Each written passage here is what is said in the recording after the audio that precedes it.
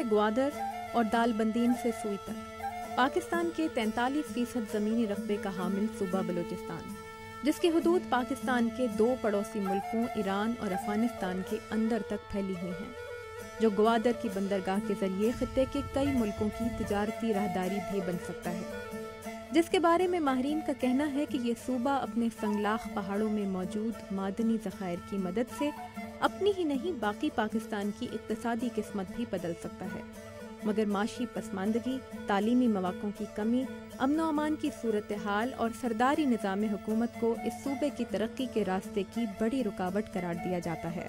The area remains deeply underdeveloped. Balochistan کے کئی اہم مسئلے ہیں، ان میں سے ایک تو اس علاقے کی پسماندگی ہے۔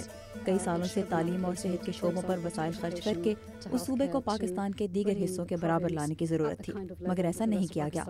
میرے خیال میں اس کا تعلق صرف اس بات سے نہیں کہ حکومت نے یہ کیا اور یہ نہیں کیا، بلکہ سرداری نظام کی وجہ سے بھی علاقہ شدید پسماندگی کا شکار رہا، اور کچھ علاقوں میں لوگوں کی زندگی کا جو معیار میں نے دیکھا ہے وہ بہت ہی نچلے درجے کا ہے۔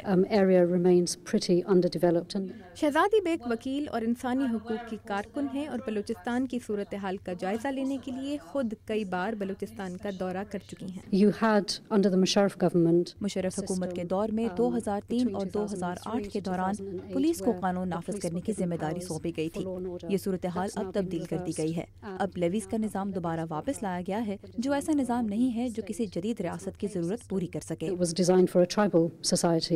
انسانی حقوق کی تنظیم ایمنسٹی انٹرنیشنل کے مطابق گزشتہ 4 ماہ کے دوران بلوچستان میں 90 صحافی، سیاسی کارکن، وکلاء اور اساتذہ قتل ہوئے ہیں۔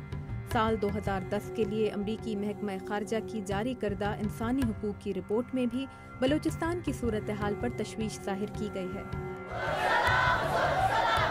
پاکستان کے امور پر نظر رکھنے والے امریکی ماہرین کہتے ہیں کہ امریکہ کے لیے بلوچستان کی اہمیت کی کئی وجوہات ہیں۔ We have a important strategic interest, I believe, in Balochistan.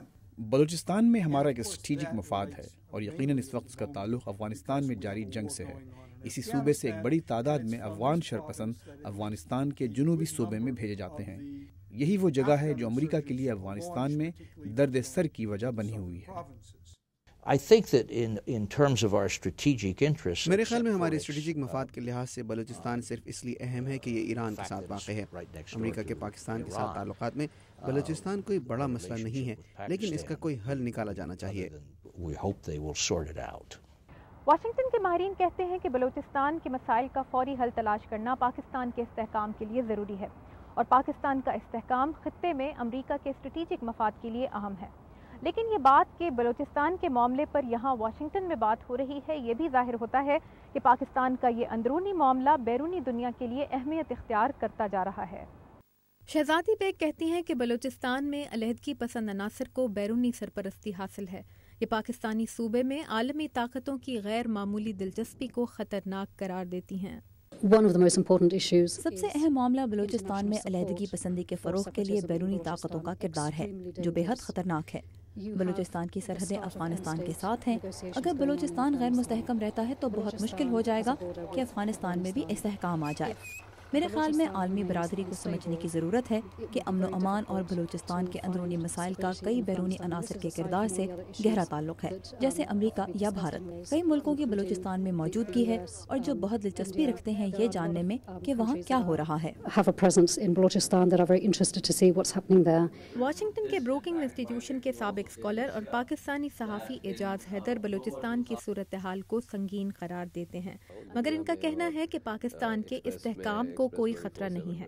Balochistan میں بلوچ علاقوں میں کشیدگی تو ہے، اس میں تو کوئی شک نہیں ہے، لیکن یہ کہنا کہ اس سے پاکستان ٹوٹ جائے گا یہ بالکل ایک غیر مناسب بات ہے۔ پاکستان کو ٹوٹنے کا کوئی خدشہ نہیں ہے، لیکن جس چیز کا خدشہ ہمیں ہے وہ یہ ہے کہ کیا ریاست اپنی حاکمیت جو ہے وہ مختلف علاقوں پہ قائم رکھ سکتی ہے یا نہیں۔ حکومت پاکستان نے 2 سال پہلے آغاز حقوق بلوچستان کے نام سے ایک پیکج کا اعلان کیا تھا، جس کے تحت بلوچ رہنماؤں سے مذاکرات کرنے، سیاسی ہلاکتوں کی تحقیقات، بلوچستان میں مزید فوجی چھاؤنیوں کا قیام روکنے، مخصوص علاقوں سے فوج واپس بلانے اور صوبے کے وسائل پر زیادہ اختیار دے کر صوبے کا احساس محرومی ختم کرنے کا وعدہ کیا گیا تھا۔ لیکن بعض بلوچ قوم پرست حلقے اس پیکیج کو مصنوعی اور صوبے کے حالات کو اس سے کہیں زیادہ پیچیدہ قرار دیتے ہیں۔ مسائل تو ہیں اور اس میں آپ کو کوئی سادہ جواب بھی نہیں دے سکتا کہ یہ کس طریقے سے یہ معاملہ حل ہو سکتا ہے، لیکن یہ ضرور ہے کہ جب آپ سیاسی عمل کو جاری رکھتے ہیں تو اس کے اپنے بھی مثبت اثرات جو ہیں آتے ہیں، جس میں پارٹیوں میں ٹوٹ پھوٹ بھی ہوتی ہے، نئے لوگ بھی سامنے آتے ہیں اور جو آپ کی جو پارٹیسپیشن جو ہے وہ بھی بڑھتی ہے۔ پاکستانی فوج کے سربراہ جنرل اشفاق پرویز کیانی نے گزشتہ ہفتے بلوچستان کے شہر سوئی سے آئندہ 2 ماہ میں فوج واپس بلانے اور ان کی جگہ فرنٹیئر کور کے دستوں کو علاقے میں امن و امان کی ذمہ داریاں سونپنے کا اعلان کیا ہے، مگر بعض بلوچ حلقوں کا کہنا ہے کہ صوبے کے باشندوں کو اصل شکایات فرنٹیئر کور اور خفیہ ایجنسیوں کے اہلکاروں سے ہی ہیں، اور اگر انہیں دور نہ کیا گیا تو فوج کے انخلا کے اعلان کی کوئی اہمیت نہیں رہے گی۔ تابندہ نعیم، اردو VOA، واشنگٹن۔